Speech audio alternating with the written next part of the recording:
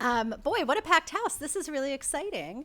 I'm Kate Griffin. I work with the Aspen Institute in the United States, and I am really just honored and delighted to be able to spend some time in this scam fighting community. We've got a very interesting workshop here today. I will be your guide. Um, and really, a workshop really focused on understanding consumer facing solutions, national and international law enforcement, and what are some exciting collaborations happening, and impactful storytelling that helps us to drive more resources to these kinds of solutions. So we have a series of four presentations to do a bit of a deep dive into what each of our panelists have been working on. And then we're going to have, at the end, a panel discussion.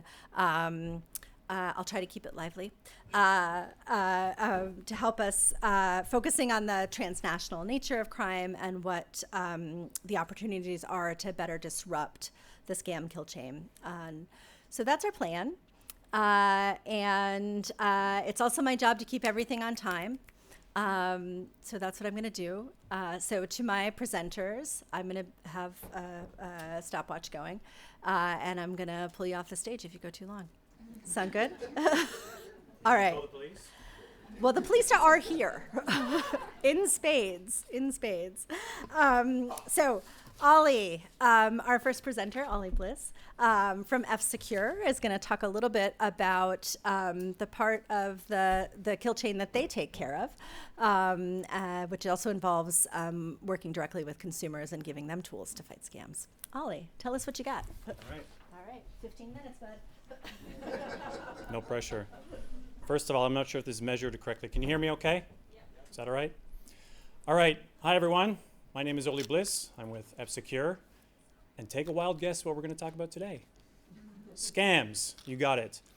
More specifically, we're going to be talking about why there has been such a massive increase in scams. And because we know there are lots of service providers here, like banks, insurers, and telecom operators, we're going to talk about what is the actual opportunity and what we can do to leverage that. So, F-Secure at a glance. F-Secure delivers brilliantly simple and frictionless security experiences to end users. And we're actually the leader in enabling service providers to do exactly that. So we enable them to become what we like to call trusted providers. We are a global company, publicly traded, based out of Helsinki. We've been doing this for a long time.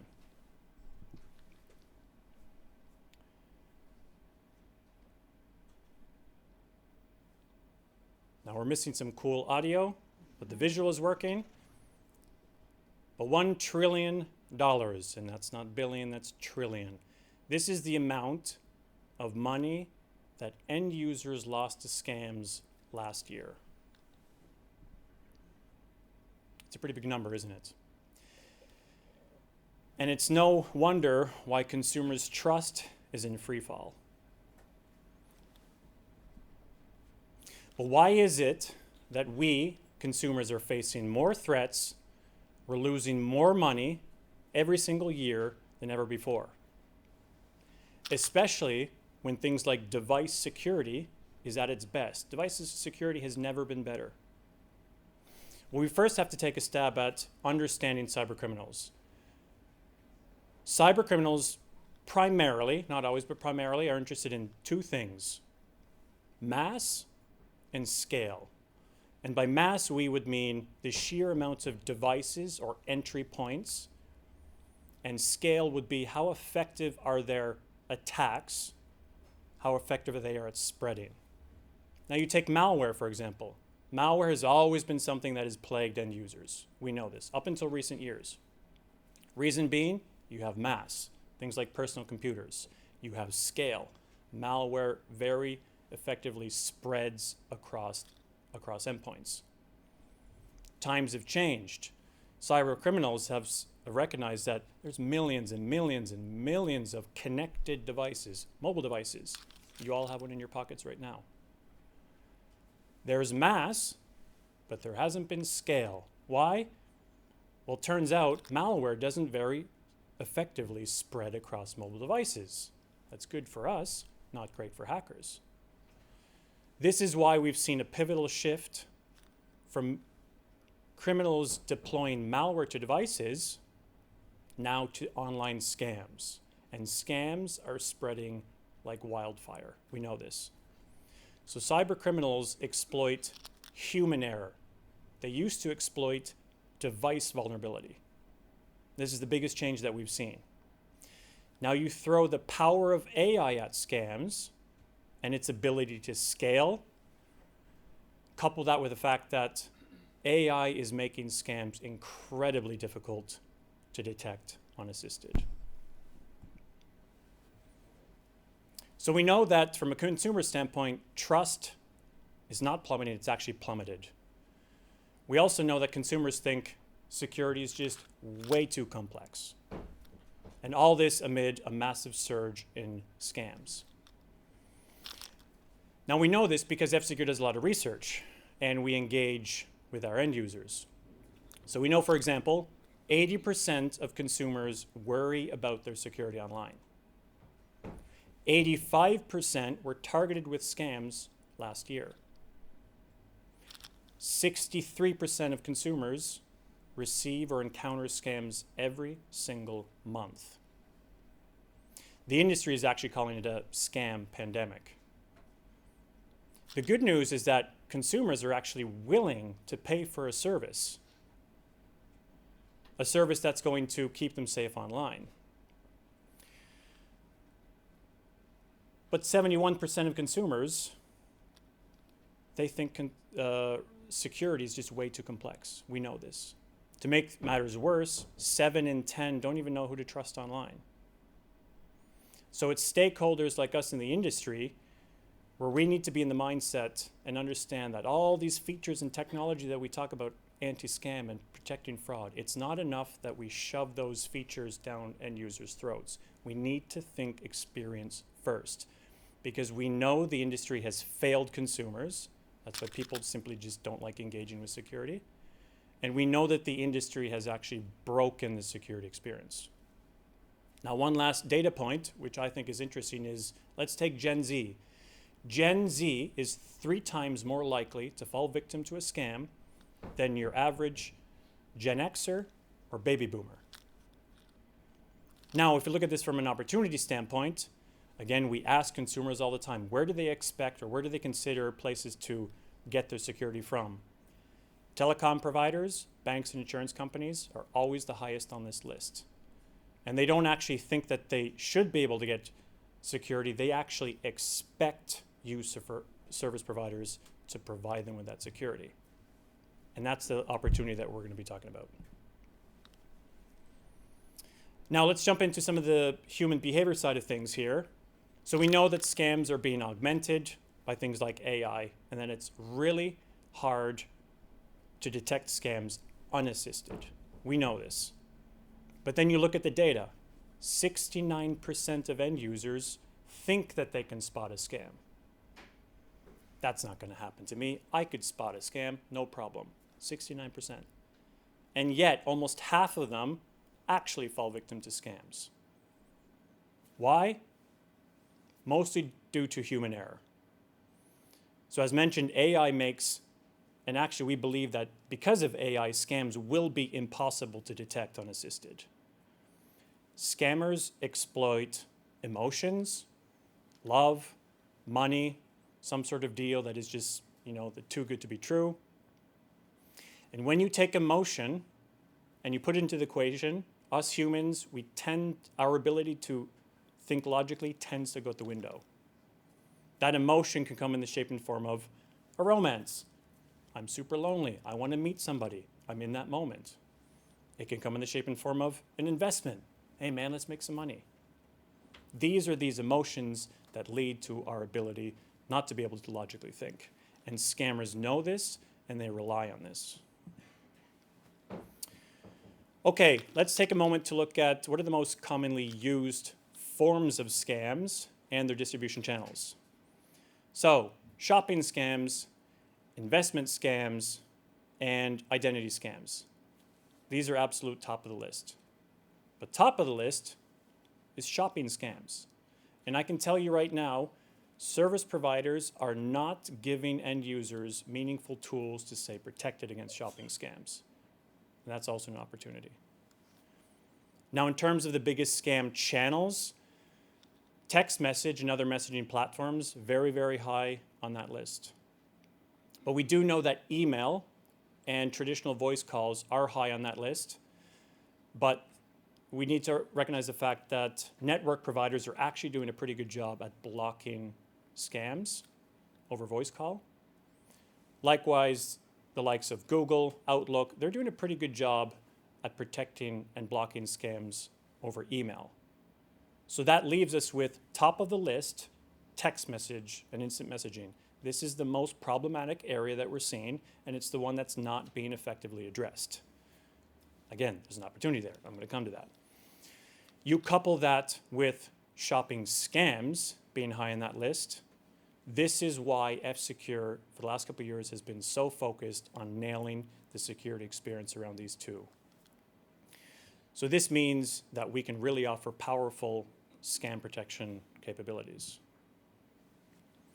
Now, I've mentioned opportunity a couple times. Before we actually talk about what the opportunity is, I want us to take a moment to understand where are these digital moments or online moments where end users need tools from service providers in order to keep them safe.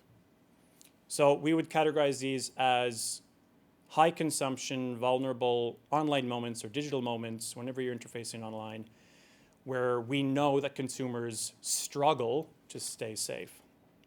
We already talked about scam messages. We know this is a huge area because it's complex. You have ecosystem differences. You have iOS, you have Android, you have text message, you have iCloud or iMessages, you have WhatsApp, you have Facebook Messenger. It's complex. Shopping scams, it's easy for us to fall for those deals. You see a great deal on a pair of Nike shoes, you just might be prone in that moment to click on that and make a purchase. Phishing, classic. This is more down to human error. This has always been around. But then the new kid on the block, deepfakes. Deepfakes are something where we really have been able to see the power of AI showcase itself.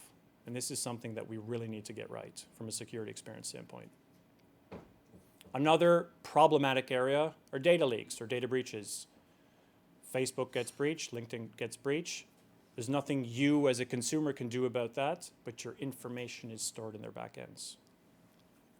And then lastly, we would say, generally speaking, social engineering. And again, this is down to human error and vulnerability. And remember what I said, attackers aren't so much interested in device vulnerability, they're interested in your vulnerability. So how do we, or you as service providers, go about keeping users safe across these rather complex digital but highly consumption areas? Well, it all starts with holistic protection. So whatever you do needs to be able to work across all devices, and it needs to cover and protect all those online activities. It needs to keep users safe online. You can break that down into, roughly speaking, 3 pillars. That would be things like protection, prevention, and recovery in case something actually happens. Now, protection and prevention, this is mainly about getting users to use these security features that you enable, which, by the way, we can actually build into your own consumer applications, or you can use hosted app solutions from us. Now, what this actually does is this empowers you as a service provider to go to your consumer and say that, look, we can offer you really, really powerful scam protection capabilities. What that's actually doing is you're driving value. You're stopping scams, but you're driving value. Now, onto the opportunity itself. This is where service providers really have the potential to elevate their status to that of what we like to say is the trusted provider. Because remember, when we ask consumers year after year, they always come back and say they expect you to provide them with security. And because we know that trust is in free fall, you can actually deliver on that value promise. And you can deliver on that value promise by becoming that trusted provider for end users with security. And remember, consumers want, they expect, and they need simple security, but it has to be security that is experience first. Let's not make the mistakes that the industry has made for years, because it's an experience that is broken. And lastly, I would say, remember, we're talking about a lot of technology, a lot of features, a lot of anti-scam technologies here. The sheer number of features does not out-trump the actual consumer security experience. Because if you don't get that right, they simply won't use those tools. If we're able to accomplish this, and we can, especially if you work with the likes of F-Secure, you can actually offer security that's going to do things like you're going to boost loyalty, you're going to reduce churn. Yeah, we'll stop some scams, a lot of scams, but at the end of the day, you're going to drive value. And we know this because we've been doing this with partners for over 20 years, and it's extremely effective. So $38 million, that was the amount of money that was lost to consumers during my presentation. But as this number decreases in size, that's also the potential that we have if you as service providers start elevating your status to trusted provider and start really thinking about that security experience. Now, if you want to hear more about scams and all sorts of neat data, there is a webinar, so you can pull out your phones if you want to join a free, emphasis on free, there's no strings attached, webinar, where actually we discussed this with Laura Kankala, who you'll hear from shortly, with Jeroen from Gaza, and there's lots of good insight on what we're calling the scam pandemic. So I'll leave that up on the screen for a moment. You can also pull me later for a chat. And also today we launched our guide, our cyber threat guide for 2025, also free. You can get lots of meaningful and actionable insight. And this is designed to help service providers navigate this rather complex topic and nailing that consumer experience. So, my name is Olli Bliss, and thank you.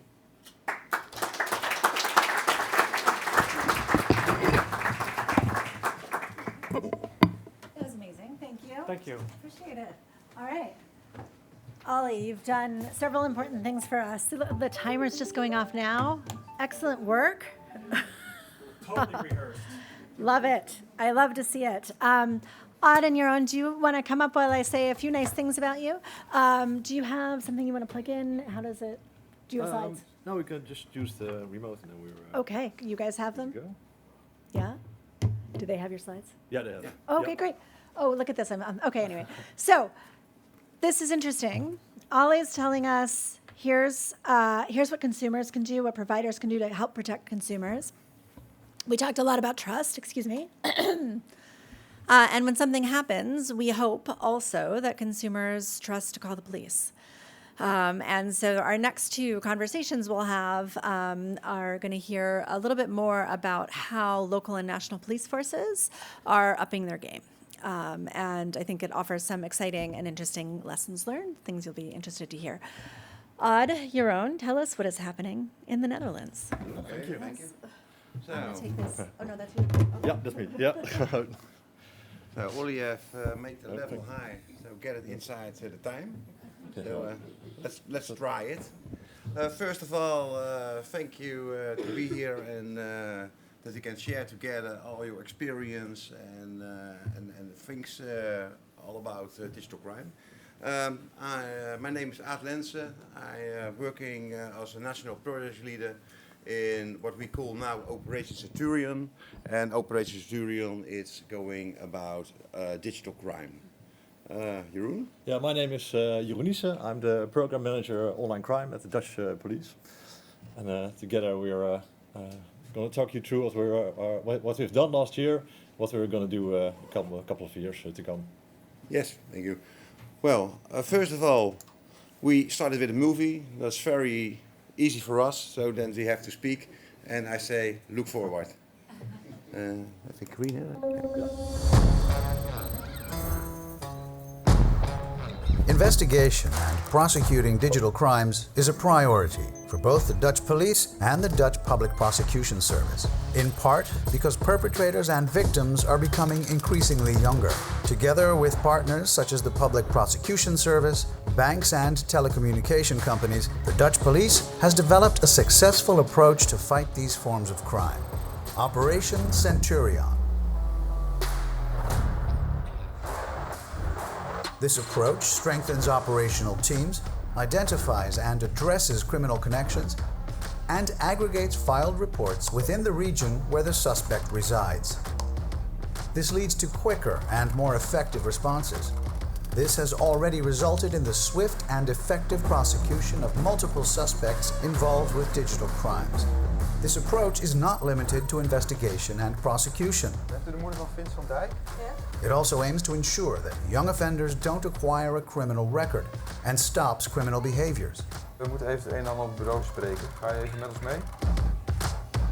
This is achieved, for example, by cease and desist conversations or by holding the suspects directly liable through civil law. This approach also relieves the criminal justice system, while the victim is indemnified. The police and the public prosecution collaborate closely with external partners such as banks, municipalities, telecom providers, the National Scam Reporting Center, and the Fraud Help Desk.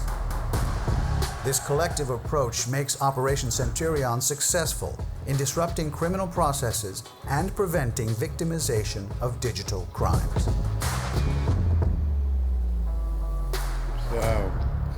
So the reason that the police in Holland has set up Operation Centurion, it's become, we also see that every year more and more victims, it becomes online fraud than that we call the classic fraud. So, and we want to be for the people who has acting online. So we have to be on the streets, but we also have to be on the online world. So that's for us very important because that is for our trust. The people have trust the police. Well, when I go back to the movie, a few things I want to tell about it. What you see in the movie is that we also set up on the private and the public partnerships. Well, this morning as we say to many people, you say working together, share the knowledge together, do it together because when you set up all the knowledge, you'll be more stronger in the battle of digital crime. So that is one of the things that we also do. And in Holland, we even had a partnership from the government that we are an integrated approach against digital crime. And inside that program, there are several partners from banks, telco, selling companies, anyone who can have a piece of the puzzle, what also we said this morning. What you see also in the movie is that we think about alternative interventions, because we have more cases than we could. That's be the realistic. So you get more crime than we have people. So we have to making choices from what can be a good thing to do in the alternative interventions. We're looking outside the scope of the victim. We're looking to the people of the suspect, but we also looking to the partner of the justice. So first of all, we have to do for the one that making a report to the police that we are that we take them seriously, and we want to give attention from the report, and sometimes we can also look if we can back money for them what they are lost. When we're looking to the victim, we also want to look what is be the best penalty for him. So sometimes, not always, is be the court is be the best way. Sometimes you can be say with a knock and talk, cease and desist, and say, hey, we know who we are, we know what you're doing. Please stop with your acting on the internet and stop it. And that is one of the things that can be also help from the higher level criminals. But one of the most important things also is that when I say we had more cases than we had people to can work on it, that it gives space to the court. So the court, they can make more time for the more serious and the biggest cases. So that's where our profit is inside. Last thing, and then again I give the word to Jeroen. Operatie Centurion has been now for I think 3 years, and it was be a pilot, and now we had evaluation about this project. And after the evaluation, they say we are as Dutch police, we are on a good way, we're making good steps, but we have to make more steps, more to develop very better in the company to the digital crime. So. For you, Jeroen, you can say what is the evaluation of PBC. Yes, thanks. We're taking the next step with Centurion with the program Digital Crime. We're going to invest more in extra people and invest financially in tools. We have a certain goals where we're going to focus more on criminal networks, because now we have automated the process where we can identify the money mules. So last year we have identified thousands of money mules, but the people who are the intellectual perpetrators, they're a little bit difficult to find. So that's why we're building an intel center to identify the networks behind the money mules. So the way we work in the Netherlands is that if you file a report as a victim, the police team where you live, they pick up the first case. But the problem is, if you live in Rotterdam, you're a victim of a fishing expedition. At the same time, there's somebody who lives in, let's say, Amsterdam, and Eindhoven, and everywhere are people who are victim of essentially the same scam. But the different teams are all working at the same perpetrator, only they don't know it. So we're going to turn it around, and we want to go for a data-driven approach. So what we're going to do is what we call the CISE model. We're going to collect data, we're going to store it in a big warehouse, analyze it, and going to an engage phase. And engage, that's like we're going to catch the criminals, or a cease and desist, or a notice and takedown. It can be different things. And we're going to organize a few national facilities. So we're going to build a center for analyze. So they're going to collect the data from banks, web shops, telecom providers, and all the data is going to be analyzed with AI-driven technology. So we can see clusters of cases. So we're not going to go after one case. Now you're going to have a cluster of cases, and that needs coordination, because a lot of cases are quite big, with sometimes hundreds of victims. There's usage of infrastructure, there's a lot of money going around the world. So you need coordination between different teams to divide the work between the teams. And we are going to build a nationwide intervention team to pick up the big cases, and they're going to work with the local teams for the interventions. So this is starting this year, and we're going to recruit a lot of new people to build these teams. Okay, and one thing I want to say at least there. One, we constantly spoke from working together, cooperate together, and do it all together. But one of the first important things from Centurion was that we clean up first the own house inside our organization. What Jeroen told is, even Holland is a small country, but we have set it up in all districts and pieces of the force. And that was one of the things that we do it by first, from work together, coordination, just like the Spark and the Hopes. So, yeah, thank you. Thank you. All the time good? see if there are any questions. These, oh my goodness, I'm going to break all the things. These two gentlemen did such a good job that it means if there are any questions, we actually have time for them. But if there were anybody who wanted to dive deeper into something about Operation Centurion, raise your hand. We've got a few minutes, and if not, we'll be able to. Yeah, and otherwise we walk over here and they can. Yeah. Great. Yes, please. Do you think your new system will be effective against international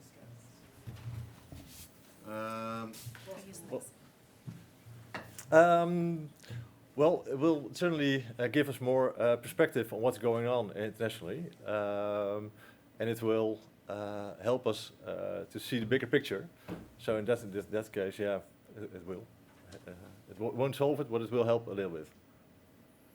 And we have now, we had connection also now with a lot of colleagues inside Belgium, the UK, or so the cooperation there is sometimes already.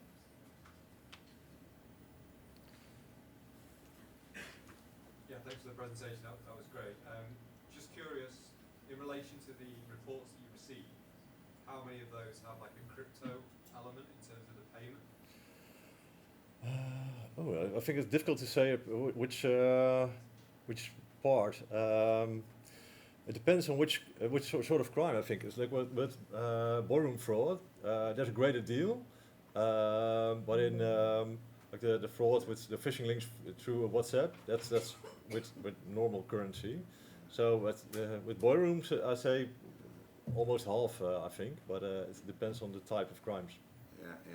What we also see is it what Jeroen said. It depends the type of the crime, but what we also see that some people they use big companies. We call it Media Markt or Coolblue, and they set up the money over there, and they go directly to shop over there with the money from the victims. Can I ask you about cease and desist notices? What happens if the criminal doesn't cease and desist? Does that change how you deal with it? Well, if we see the same person again after cease and desist, well, they go to court. That's we keep track of who sent the letter. So the next time the officer sees that there's been a letter that has been sent, then we go to court. We do not constantly cease and desist, and what it also had that when we look, not everybody get also a cease and desist. That we look also in the police records, what kind of type it is.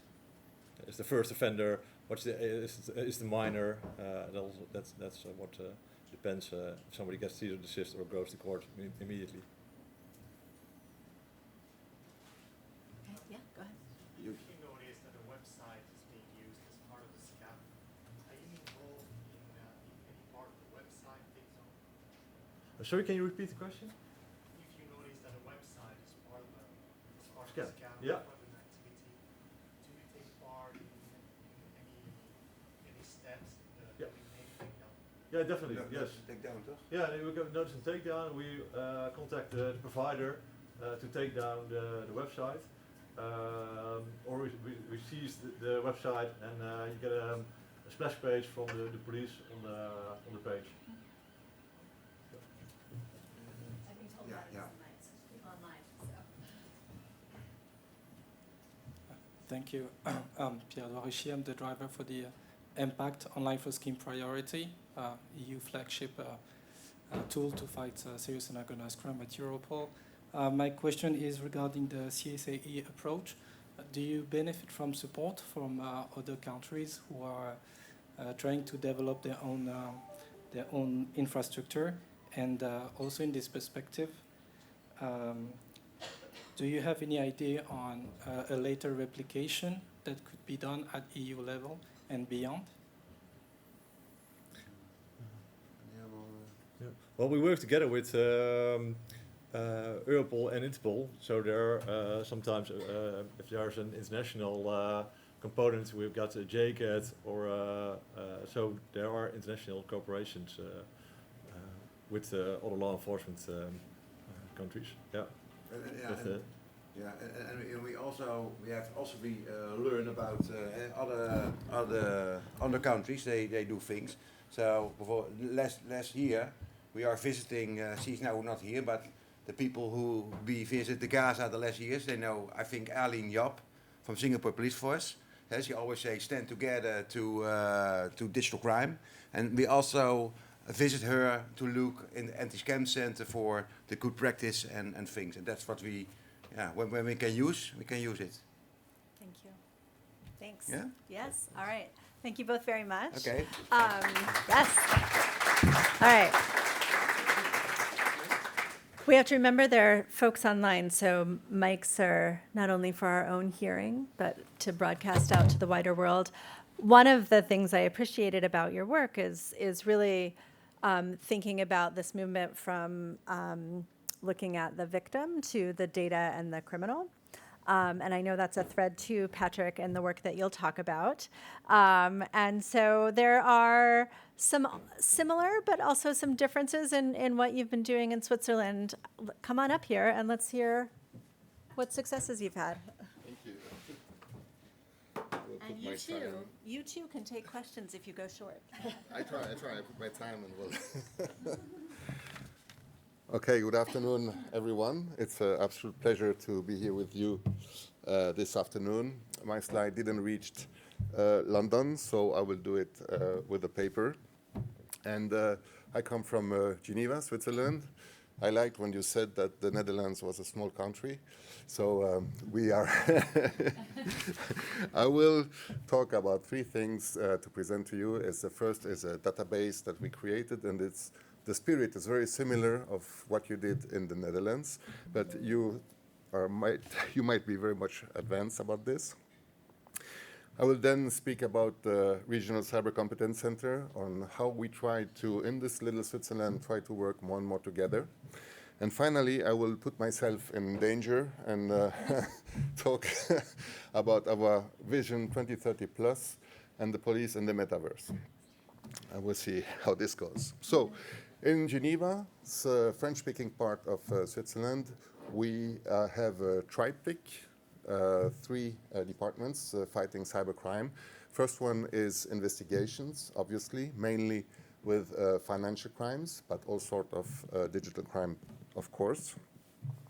We have the forensics. Forensics, these are the experts, mixed between police officers and civil personnel. As the technology is getting more and more complex, the world is getting more and more complex, we feel the need that we have to find a way to be more flexible, and this is why we are hiring more and more civil personnel as well. And then we have the intelligence departments, who is there to gather intelligence in this field. In this intelligence department, we have this special database that was created in the French-speaking part of Switzerland, which is called Pixel. And this database is to put in relation some cases that were otherwise going dark. For example, if I'm a victim of fraud and there is an identifier, for example, an email address or IP address, if another person is victim as well, with the same identifier, maybe I make a complaint to the police, this goes to the investigations department, the other person does the same, and it goes to another investigators. Both investigators will work on the same IP address without knowing that they work on the same case. Then they ask the forensics department to get some help at the more technical level. Bad luck, this goes to two different specialists, again, working on the same case without knowing it. And all this goes then up to the prosecutor's office, and again, to two different prosecutors. You understood that the whole chain worked on the same case without knowing it. This is the problem which is addressing Pixel, is to put all these identifiers in a database, and then in a 24-hour process, we have an immediate look at what's going on. And so it's not one victim for 300 Swiss francs, but it's maybe 50 victims for 30,000 Swiss francs, for example.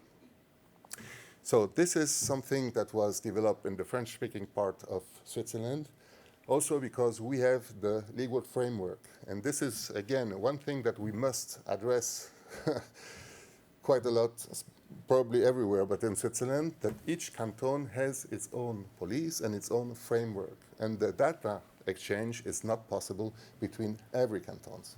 So it's possible in the French-speaking part of Switzerland, and slowly we're getting to implement Pixel in some German-speaking part also.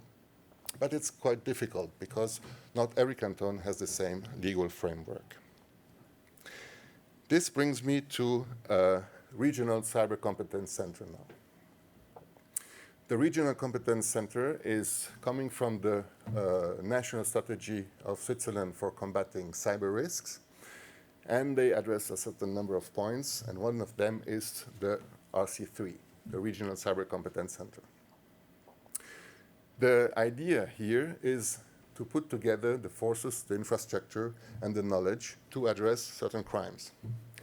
Switzerland, very tiny country, 26 cantons, 4 main languages, officials. I don't know if you knew that. So it's very difficult to address. And it becomes a nonsense that 26 police departments put the same resources in buying equipment, training their personnel, hiring people to try to cover the whole spectrum of the digital crime. So the idea here is to put together these resources, this infrastructure, at a certain point for the benefit of everyone. And this is the idea of the Regional Cyber Competence Center, which is based in Geneva for all Western Switzerland, meaning all the French-speaking cantons. This RC3 doesn't do everything, but for certain aspects of combating cybercrime, they do this for all the French-speaking cantons. So this is something which will evolve. I have the feeling this is the right way to go. And even Switzerland is a very small country. We still need to improve our capacity to work together and to work as a whole for the benefit of a whole. Meaning also maybe not only at the national level, but also at the international level. We try to work with other countries, making official partnerships. And here I come to the public-private partnerships, and I would add an A for academic. It is an absolutely necessity to learn to work together with the academic side, but also with the private sector, which is not easy in the, let's say, police mindset. Okay, now I come to my last part, which is our Vision 2030 Plus, Police in the Metaverse. Some figures here. First one, the World Economic Forum in 2022, I think, said that in 2026, 25% of the world population will spend at least 1 hour a day in the metaverse. It's not me, I'm too old for this, but we need to think for the upcoming generations. And another figure here. The younger generation were asked, when I say younger generation, I speak about the 5-7 years old from today. Which is more important for you? Is it your real life, what I call the real life, so walking on real grass, these kind of old-fashioned things, or your digital life, what we call more and more the digital twin? And the outcome of this study is that the digital life for this generation is that the digital life is more important for them. And these, in 10 years, will be adults who will have to deal with the government, with the police, and we need to think how we will be able to interact with these new adults or new generations. About the metaverse, for many people, they think it's something very new. So I don't know if you're aware of, but the word metaverse was the first time used in a book from Neil Stephenson, Snow Crash, in 1992. So 1992, first time the word metaverse was used. Nowadays, you can hear multiverse, omniverse, plenty of verse.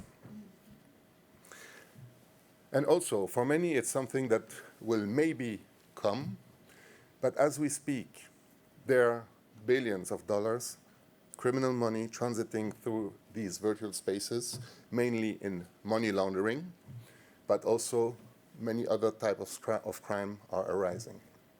Europol has a fantastic list of what types of crimes are shifting from real life to digital life. And one of this is, of course, the scams.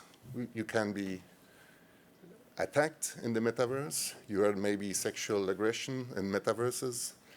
I think last year, the year before, first time in the UK. And also all this digital ownership.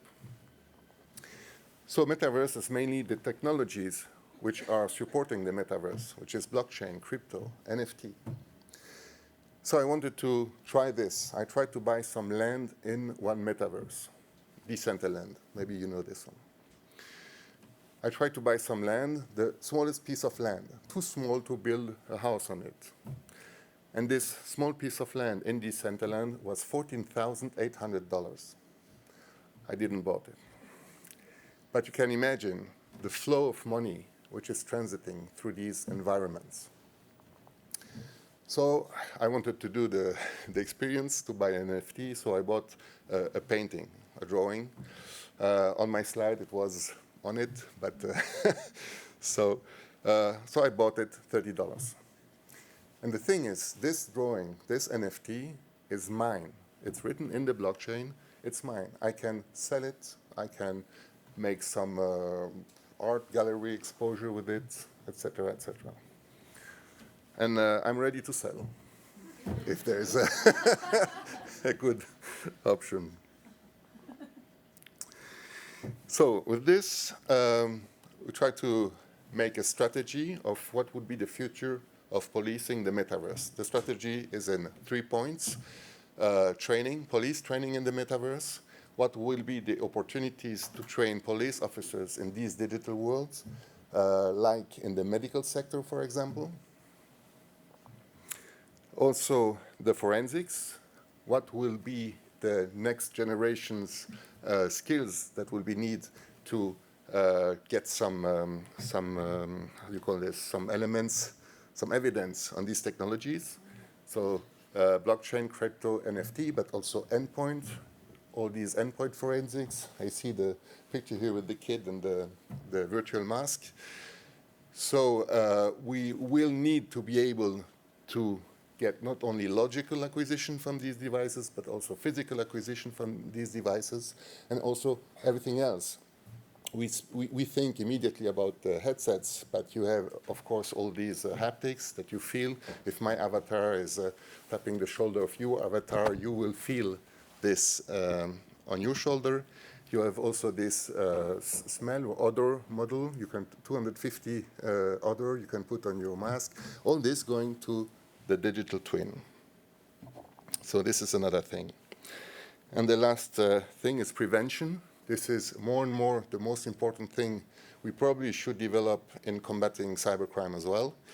And prevention in the metaverse, we think about creating a police office, Geneva police office in the metaverse.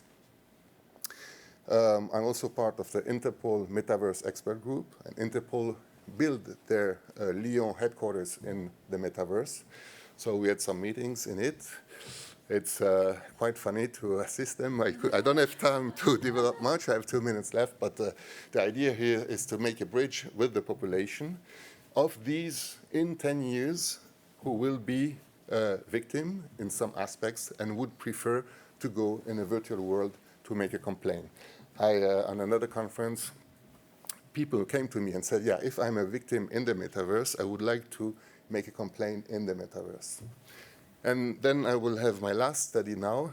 This is about in the medical sector. The question was for the people, would you prefer to go to a doctor if you have a problem, or would you go to a system, an AI? And the outcome, surprisingly, is that people prefer to go to a system because of the fear of judgment. And I can easily make a comparison. How many victims don't come to the police because they are feared of the judgment of the person? So maybe this is a little bit more in the years, I don't know. But I think there will be a time the government will need to offer an alternative for these upcoming generations to have the possibility to interact with the government in a virtual world. Last word will be for collaboration. It is essential. We won't be able to do this alone, especially in Switzerland, we're too small. We need collaboration. Public, private, and academic partnerships are very important. Thank you.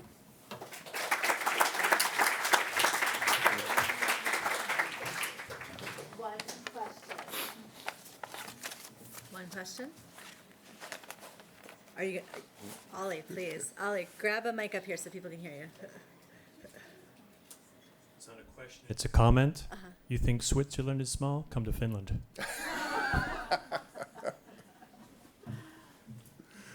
Wonderful. Thank you, Okay, Patrick. thank you. Thank you Yeah, very much. all right.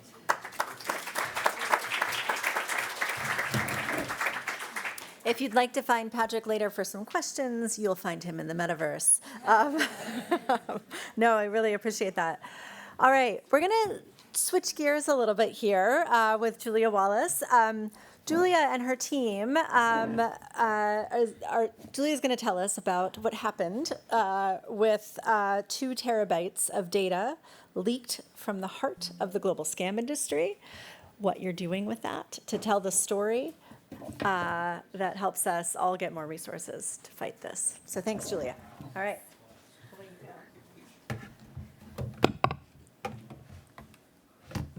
All right, so I actually have a lot of slides and a lot of stuff I think is really fun and interesting to show you, so I'm going to be looking at you for time.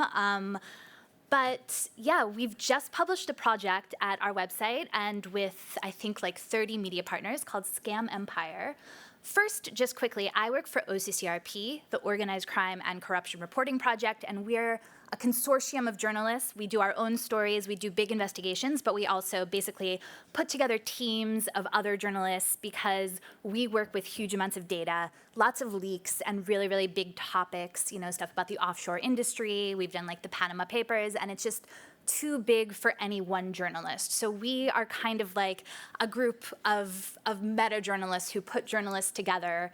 We're working with independent media around the world, and that's, I think, useful context for what I'm going to explain. Basically, we work very closely sometimes with Swedish television. They're our fantastic collaborator, and they basically had a source get in touch with them last year and say, hey, I've got a huge leak for you from inside a scam call center. It's 2 terabytes of data, which is a very large amount of data, and we didn't know that much about it, neither did our partners, but we were immediately like, yes, give it to us, we want it, you know. This is kind of an amazing opportunity. We've written about scam call centers before quite a bit at OCCRP, but we know that, you know, it's really not easy to penetrate this ecosystem. It's very easy for them to move across borders. They can pack up in an instant. You know, we had done previous projects on it, but we hadn't actually learned that much about how they're set up and who's enabling them and how it all works. So we were very, very excited. But what then? You know, what do you actually do when you get 2 terabytes of data or 1.9 terabytes of data? And all we knew about it was that it was from a source. We didn't know even who the source was. And we knew that it was from a call center.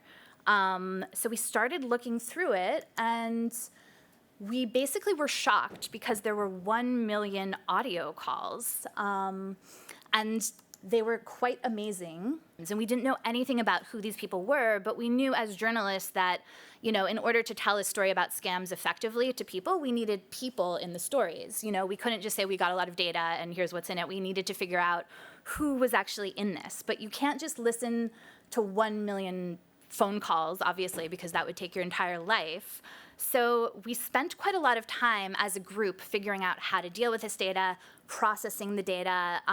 We basically set up a pipeline, and we had to be very careful to protect the victim's privacy and their personal dignity, and we didn't want to use any of it without knowing who they were and speaking to them and explaining that we had this. So what we basically did was we used our own data platform, which is called Olli. We transcribed and translated all the calls using Whisper AI, but locally, and then we wrote them back to a new data set without sharing data with third parties. This enabled the data to become searchable. So we had all of these amazing phone calls that we could search for. But what do you search for in such a situation? Okay, so we have these calls, you're not gonna hear them, and we started just trying to figure out what to search for, and it became very sad very quickly because a lot of people were saying they were desperate, they were threatening suicide, and we started searching for these words to find people who had been scammed of quite a lot of money, and we found a lot of really difficult cases. Some of them were very shocking and violent. The call that I was going to play for you is basically a scammer telling a victim in Denmark, go ahead and kill yourself, hang yourself, I don't care. And he's sent her a photo of a noose, and he said he's gonna kill himself because he has no money. And she says, go ahead. And we, by searching for terms like this, we found, hundreds of cases from around the world of people who had lost everything, and we systematically basically got in touch with those people. We were also looking at how they got sucked in to the system, and we realized that there was a quite massive kind of ecosystem of fake ads. And so in order to explore that, we started searching for things like Elon Musk, and it turned out a lot of them had been brought in by ads featuring Elon Musk. AI is huge, crypto is huge, and we started using search terms like this to figure out how they had brought in. And then I think I've used the word bank here. We started looking at how they were paying the scammers, and by looking for words like bank, we were able to figure out, what types of things scammers told their victims to do, what kinds of shell companies they were using, what kind of proxies they were using to receive the money. And then we also started realizing that the scammers were impersonating, the FCA, authorities, and we started searching for these terms. And we ended up developing a pretty clear picture from these audio files that we had processed like this of how these scams worked. It was basically what we had was a leak from a classic investment, I think somebody called it a boiler room call center. They were pretending to be investment advisors. They were convincing people to give their life savings for things like, Elon Musk's AI crypto bot, and they were succeeding, and they were destroying people's lives. I mean, it was just, it's very upsetting to listen to these. So by doing this, we got a picture of who was really suffering and what was really at stake from these scams. Next, we realized that there was also a massive chunk of data that were screen recordings. This is not a video, but it's a screenshot from a screen recording. And we basically realized that the scam call center had been recording all of everything that its scammers were doing, maybe for quality control, we're not totally sure. And we started thinking, we had received this amazing look at the victims, and we wanted to know who the scammers were, and all of a sudden we had their chats if we could figure out how to deal with this data and make it searchable. So, how can we tell the story of the scammers and what they're actually doing? I've probably looked at like hours worth of this footage, and they were almost always just like this. You can see them using a CMS. In this case, it's called Puma TS. In the middle, they always have a VoIP provider up so that they can call people relentlessly. This one is Square Talk, but it could be something else. And then on the right, they're always using AnyDesk, and they're spying on the victims. They're watching everything the victims are doing, and sometimes they're chatting with the victims, and on the other side, they're watching the victims chat with them, which is completely eerie to see. But we still didn't actually know who any of these people were. We had tracked down some of the victims based on the phone calls, but we felt like, to some extent, we had read stories of victims before, and we hadn't really read that many stories about scammers, so we became very determined to figure out who they were, and they all used very boring pseudonyms like Mary Roberts, Anthony Adams. The crueler they were, the more boring their pseudonym was. And the call center had also gone to great lengths to obscure its identity. So this is a picture of the call center, which we ended up finding. It's very, very boring. But it became clear to us that it was in Georgia, in Tbilisi, because they spoke Georgian, which was also very difficult since Georgian is, not written with a Latin script. But they were sometimes writing to each other in Georgian, and we found that they would actually call each other scammers. So they would say, I'm a scammer, haha, we're scammers, and the word is scameri in Georgian. So we started we basically managed to OCR every 4 seconds of our screen recordings. We made that searchable, and we were able to search their desktops for all the chats they had made on Telegram, WhatsApp, etc. So we started searching for keywords here, and we started using things like scammers, scameri, which they would always say, oh, this is the life of a scammer. It's so hard. I work so many hours. And we looked for people who were very abusive towards their clients. They used horrible words, that would not be appropriate for me to say here. But the idiot, this complete stupid woman. She's just I hope her house burns down. I hope her life is destroyed. And they were writing all this stuff in their CMS and chatting with each other about it. And then, once we had kind of figured out who the worst ones were, we started wondering about their identities, and we wondered if they ever slipped up. They were using pseudonyms. They were really, really basic, like Anthony Adams. But we were wondering, did they ever wish each other happy birthday? And they did. Did they ever slip up and use a real name? So we started searching for happy birthday, and we started searching for some of the most common Georgian first names to see if anyone had those names. And indeed, they did slip up. We found also that they had gone to great lengths to conceal what company was actually operating them. This building that I just showed you, the rent was being paid not by the company behind this call center, but by displaced people from the Republic of Abkhazia, which is like a very, very poor place. They were basically internally displaced people, and they had actually registered the call center at the address of an IDP camp, which very successfully threw us off because we didn't even know who was running this. Then we were kind of pouring through what we had, and we found an amazing document, which is a letter of recommendation that somebody had written about what a great work ethic somebody who was making the calls had. And critically, this person also had a LinkedIn, and both the letter of recommendation and the LinkedIn said he works at something called AK Group. So we got really excited, and we started looking for stuff about AK Group, and there was nothing online. It's so boring. It's such a boring name, except they had made this critical mistake, and they had allowed a party photographer at this huge party they had to post a lot of, these are actually GIFs. They're not just photographs, but it doesn't show up here, but they basically posted all these photos from their holiday party. And we were basically able, very painstakingly, to match the people at this party. And you can't see it here, but they're wearing T-shirts that say AK Group, with other details and other clues we had found in their chats, slip-ups, using each other's real names.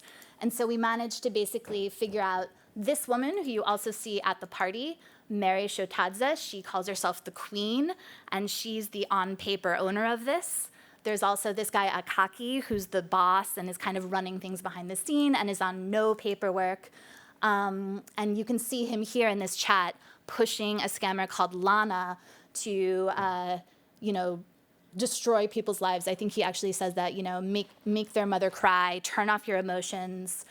So once we kind of had a sense of who they were, we started looking to find their chats and how they were operating their call center, what they said about each other and what they said about their clients, and getting a picture of who they were, so we could write some stories that really laid bare the complete predation at the heart of this.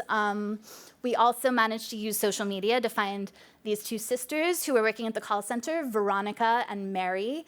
And Mary had actually taunted one of her victims and said, "You'll never find me. The police will never find me. If you call Interpol, you'll never find me in a million years." And we were really, really happy that we found her, actually. And it wasn't even that hard, because she mistakenly posted a lot of stuff, including her passport, online. And then we started trying to get a picture of who these people were. And we found some amazing stuff when we were able to follow our leads. We found, I'm just going to show you a few examples, because I think time is running short, of how they operated. You can see they have online leaderboards, and that's Mary Roberts at the top. They send these gifts when they get somebody to send them money, and there's this kind of real boiler room atmosphere. And a lot of them seem to believe in some ways that they are upwardly mobile. They speak English, and they have fantastic lives as kind of investment salespeople. quickly, this is some of their training materials that we found about exactly how they're trained, how they're taught to think about the average income in Georgia, and then think about how much money their clients have and what they would do if they had that much money. We found all of their fake passports. These are AI-generated images and fake identities. We found the performance reviews from the agents where they get kind of painstakingly guided into how to extract more money from their clients. And we found all the CMS notes. They have the CMS that they use specially designed for this. And these are the notes they make as they pass the clients around one after another and extract more money by pretending to be law enforcement. They pretend to, love them. They pretend to be anything and do anything in order to get them to send money. So yeah, I think basically this is a small part of our investigation, but it's a collaborative investigation. It was really only possible because we had a lot of journalists, a lot of data experts. The call center had gone to great lengths to cover its tracks. It had a lot of sophistication, and we've also been digging into other operations based in Israel that have even more sophistication and are more skilled. And on one hand, I think it's a little bit sobering to see how vast and how extensive their operations are and how good they are at covering things up. On the other hand, I think this does show the power of collaborative investigation. We were people from 30 different countries, and we came together and just pounded away at this data and looked and obsessed, and we did manage to find quite a bit about who they are. So I think that's my time. And yeah, that's it. That's Scam Empire.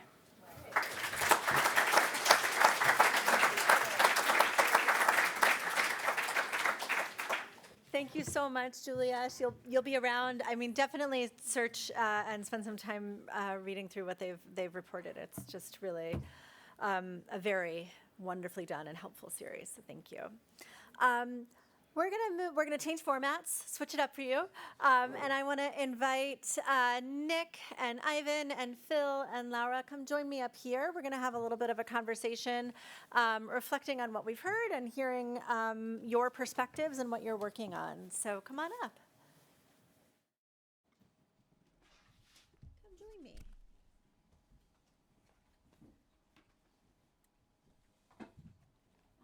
Thank you so much, Julia.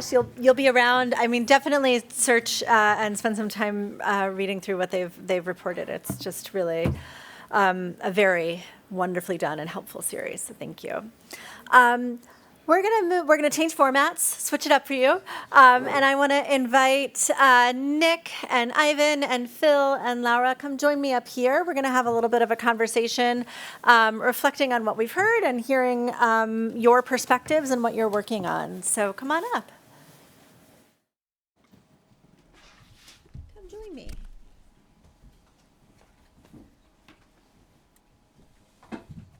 All right. No, Laura, right there. Come on in, Laura. Just fighting with the chairs is the tricky bit. Actually, sit right next to you. Right. Close, aren't we? Look at that. Oh, and we have faces and everything. Not you, Ivan. Oh, yeah. Good agent. Well, yes. All right. So, we've heard a number of themes already today. The need for collaboration on a borderless issue, the ways that our law enforcement agencies are needing to learn new skills, get different resources, and what that intersection with the consumer needs to look like in order for that effective cooperation to be successful. So I've got some individual questions for each of you, and then we'll break into some group dialogue. Nick, I want to start with you. Right. Thank you for hosting us here in London. Nick is from the London Police, but you have a charge for crime nationally here in the UK. Is that correct? Correct. Yeah. Great. So thank you. Tell us more about how you are connecting with counterparts in other countries to fight global criminal threats, and what's, in your view, the priority in the UK's fight against scams today? Thank you. Well, thank you for that introduction. I can't take the credit for hosting you all here, but as Deputy Commissioner for the City of London Police, I hold the national responsibility for policing in the fight against economic crime fraud and cybercrime. And what that basically means in UK terms is that the City of London Police as an organisation both protects locally the City of London, so the square mile at the economic heart of the UK, but also holds these national responsibilities, which includes our national reporting function, so report fraud as it will become, currently known as action fraud, but the central reporting for all fraud and cybercrime, the analysis of that, and then the dissemination of cases that are suitable for investigation out to policing. And then we support and coordinate policing across the UK in both operational activity, but also in terms of continuous improvement and training. And we also make sure that UK policing has sat centrally some complex case investigation functions that can take on the cases that aren't suitable for local jurisdictions. So it's in that context that I sit here alongside colleagues from the NCA and the Home Office, who are together working on how we build our relationships with international partners. And I suppose it starts with UK government's ambition to make sure that the whole of government takes an approach that thinks about fraud and economic crime through the lens of everything it's doing. So in our trade negotiations, in thinking about arms exports, in thinking about how we're supporting countries across the world, making sure that we are asking questions about fraud and cybercrime. And that opens doors for us in law enforcement to get other agencies in other jurisdictions much, much more interested. The NCA has a network of international liaison officers across the world.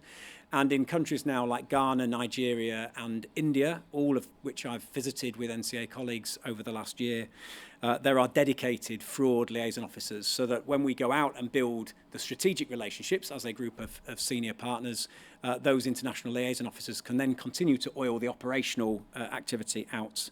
And what that's led to is a whole range of collaborative activity. So everything from intelligence sharing to start to make sure that our forces around the UK are able to send intelligence and get case action taken place in other jurisdictions, helping us to navigate how we navigate the types of criminal justice processes that other law enforcement officials are going to have to go through.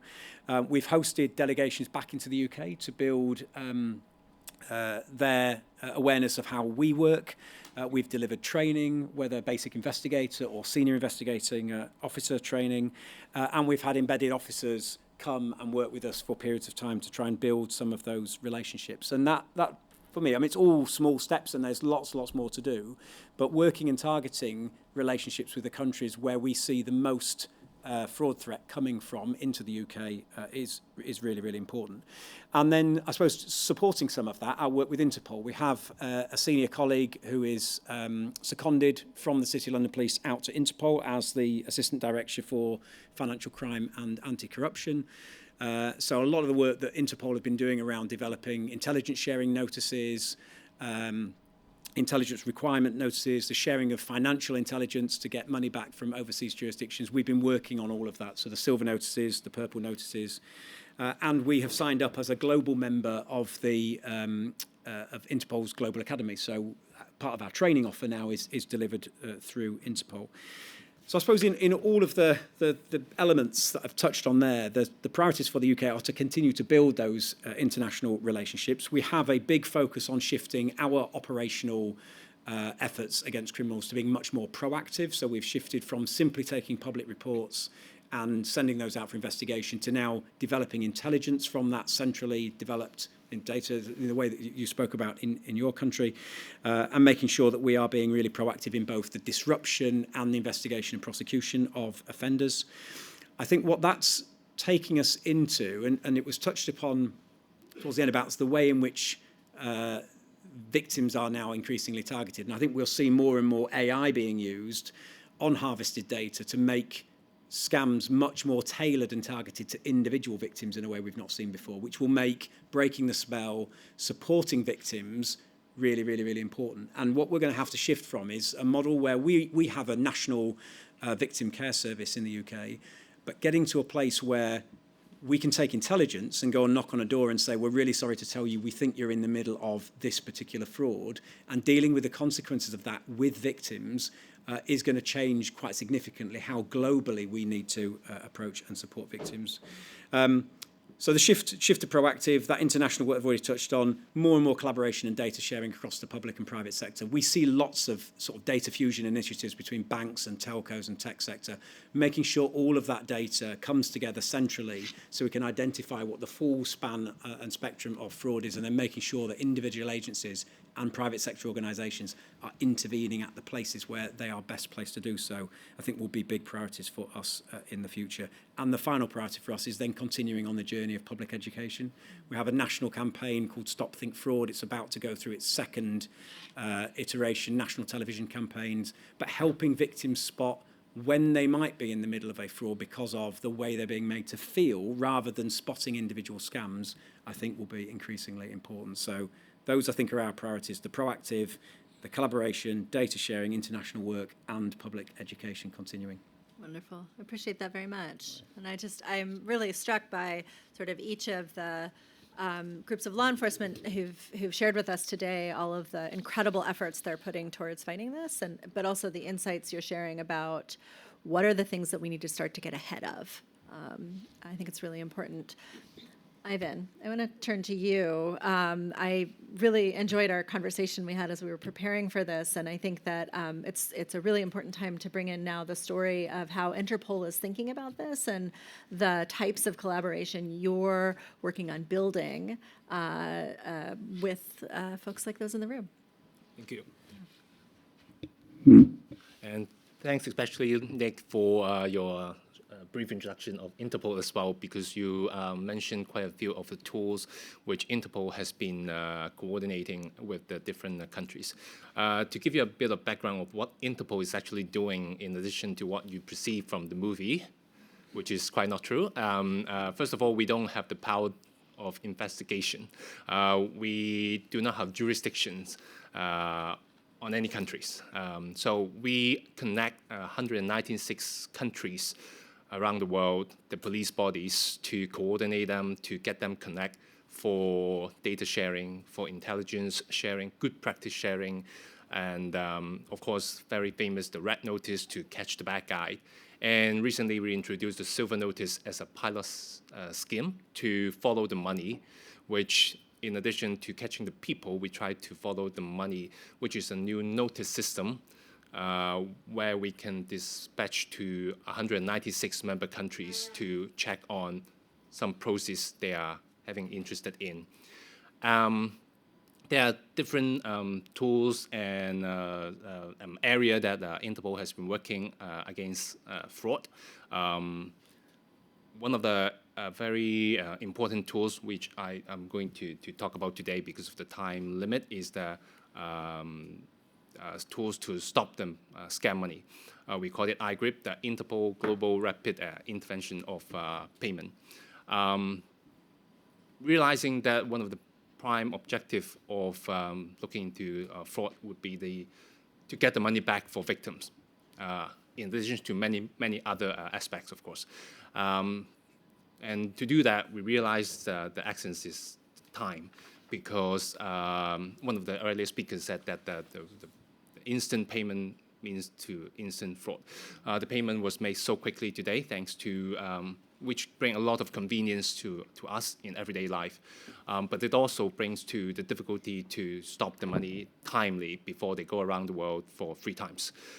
So thanks to, there is still a little bit of time that we can gain, and the friction which been used by as a term for international transfer. So we introduced this iGrip to help victim from one jurisdiction to seek assistance from the LEA of another jurisdictions by designing a relatively simple and secure system to pass on the message between the 2 LEA and eventually to the financial institution of the receiving end. Hopefully, we can stop any report that has been made to eventually get those money recovered to the victim. And at the same time, we bring the benefit of passing the information, even they cannot be stopped. But the bank or the financial institution can use that piece of information to assess the account, to make suspicious transaction record, to their own FIU or LEA, with the hope that this mule account or this networking can be dismantled, or eventually to stop them, to increase the cost of ongoing deceiving victims from all the different countries. One of the very good successful case that we had last year would be a huge amount of business email compromise it occurred in Singapore. And within 4 days, when the report was made to SPF, the Singapore Police Force, and then made to Timor-Leste, a small Pacific island countries, and with the help of Interpol in between through this iGrip, we successfully helped freeze almost 42 million US dollar, which is almost 90% of the fund. Normally we thought 4 days, the money would have been gone, but we make every effort to make this case happen. And this is one of the very good cases that we had. And of course, we have other smaller cases, and we work on every one. So we are extending this scheme to all our 196 countries. We don't get all of them on board yet because of the difference in the jurisdiction, in the system, but we are trying our best to extend it. Great. Thanks for sharing about that. I think it's helpful now, I think, to turn Phil to what Chainalysis does, and particularly in being able to track and trace here. And it's struck me when we were talking, and you'll know this because I said it out loud to you, is that as a former law enforcement official yourself, right, you chose to say the direction my career is going is to be able to commandeer this kind of technology to be able to better track this. So tell us what your view is on how law enforcement can better use data and technology to track and recover. Yeah, thanks, Kate, and thanks for the invite today. What I would say is that like 10, 11 years ago, I was a detective in a fraud investigation unit in the UK. And this was before there was any sort of mass adoption of cryptocurrency technology by illicit actors, particularly in relation to scammers and fraud. And, you know, those investigations were extremely difficult and laborious. You know, they took place over like a number of, I was going to say months, but it wasn't months, it was years. And, you know, you'd have a victim, they provide you with the information as the police, you'd then, you know, you get information in relation to a bank account. You'd then get a production order from the court in relation to that bank account. You get that information, sometimes by fax from the bank. You'd then review that. You'd then go back to the bank to continue tracing these funds. And that would, like I say, take a long, long time. It was extremely frustrating. And we had some fantastic results. However, when we started to see the transition to the use of cryptocurrency technology by these scammers, and we started to use Chainalysis software when I was in law enforcement, I was just amazed by like the transparency of the technology, the speed of these investigations, and the cooperation by a lot of entities in this ecosystem.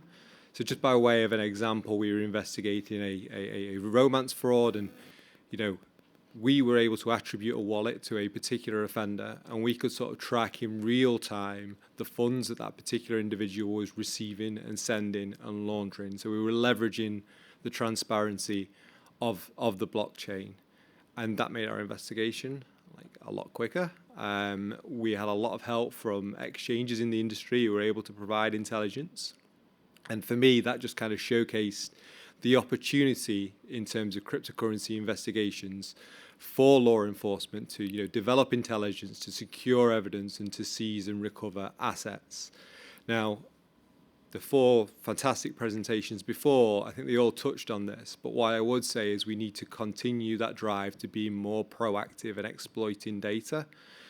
Because look, if we take a step back and we look at these organized criminal groups who are committing fraud at a sort of transnational level, they are ultimately leveraging AI technology and cryptocurrency to scale their investigations and scale their operations. Now, the answer isn't necessarily just to put more resources into that. It's part of the answer. Of course, we need more and more fraud investigators, but we need to also equip them with the technology and the skills to take a more sort of data-centric approach. Now, we can learn from other areas of sort of policing as well. I think if you take cyber, for example, they've adopted a more kind of strategic view of this in terms of looking at it as an ecosystem. So yeah, can we target the scammers? Can we target the fraudsters? But also, are there ways to overlay financial intelligence, cryptocurrency data to identify other potential disruption opportunities in the ecosystem? So, for example, are they sending funds to a particular marketplace? Are they sending funds to particular infrastructure providers? How is the money laundering network that's facilitating this crime operating in it, and how can we target that? So, yeah, like I said before, some fantastic progress and some great examples in relation to being more proactive, but I do think we've got to continue on that trajectory, particularly in relation to the fact that these criminals are using AI technology to scale their operations. Thank you. I think it's a great time too, Laura, given the work that you do at F-Secure, right? If we're talking here about we need to be able to disrupt when these interactions are happening, detect when they're happening, to be able to prevent that financial loss. So I'm curious how the work that you're doing supports those goals, and then how you work with law enforcement to combat scams. Absolutely. Thank you, Katie. So it seems like I'm the only one in the panel discussion that does not have a law enforcement background or is not working in law enforcement. Actually, most of my career I worked with hacking companies and individuals, but for the sake of all the police involved, I have to say I've always had permission to do so. We at F-Secure, we are a private consumer cybersecurity company. So we provide tools for consumers, for regular internet users to stay safe online. So you could think of us as kind of hopefully being the party that prevents crime from ever happening. And as Olli mentioned already previously, we base this on basically three different pillars. So we have prevention, protection, and recovery. This, of course, means many things today. Actually, back in early 90s when F-Secure started out, we were an antivirus company. And of course, malware, viruses, they are still a problem today, but we associate those with specific types of scams. So that's why we also have a more holistic look at scams. So the world has changed, and so have we. On the flip side of this prevent, protect, and recovery, the way that, for instance, the teams that I work with, I work as head of threat intelligence at F-Secure. The teams that I work with and my team, we try to really understand how scammers operate. So similar to how my background working in enterprise cybersecurity, we would proactively look for vulnerabilities and the ways in which the threat actors work when they target companies specifically. But now flipping that on its head, essentially, for consumers, I think we can do just a lot more to understand better these criminal ecosystems, how they work, what kind of toolkits they have available. What we previously saw about the Georgian Scam Center, I think that's very telling of the trend that we see also at F-Secure, which is that scams, they might sound like, something that happens on the internet, something that is not, that serious, it's a prank. But we all know here that it is a very devastating event that people face on the internet every day. And not only that, but crime on the internet gets more organized every single day. So it's more closer to classic crime, if you could say. So the way that we work at F-Secure is that, as I said, we try to provide end users, regular internet users, with tools that they can stay safe on the internet. And the way that we work with different entities is that we are a legally operating company. So of course, for instance, the VPN service that we provide is not a no-log VPN, which is meaning that we do collaborate with law enforcement if there is a case to be made, and of course after all of the legal proceedings. So we do have that kind of collaboration. Now, from time to time, we collaborate on externally funded research projects. So we work in same consortiums looking into events, things that happen in the world in the form of research.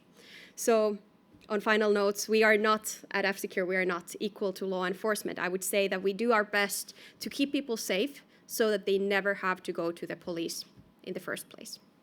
I appreciate that. Thank you. I am super sad to say that we have to wrap. Because I think we could keep having a really exciting and wonderful conversation, but I'm told to end at 3:30. And so the one thing I want to say just as we end, I had to be a panelist earlier this week and got a lot of questions about where there was hope. And I have to say in the conversation today, I leave inspired by the leadership each of you all are showing. In the fight, the role that you play in that fight, and it makes me hopeful that there's a lot of good wins to be had in the road ahead. So thank all of you for your contributions to that. Join me in thanking all of our panelists today. Thank you.